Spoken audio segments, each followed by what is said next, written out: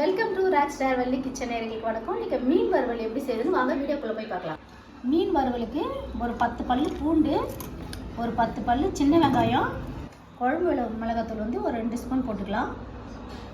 இந்த மசாலாவுக்கு தேவையான உப்பு, சின்ன ஜீரகம் 1 ஸ்பூன், அவ்வளோதான். நம்ம அரைச்சிட்டு வந்துடலாம்.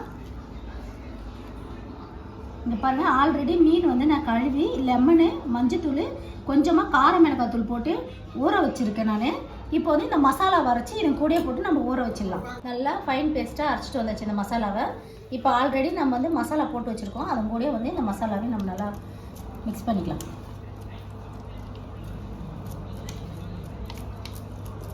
இப்போ 2 முட்டை வந்து நம்ம இதில் உடச்சி ஊற்றிக்கலாம்.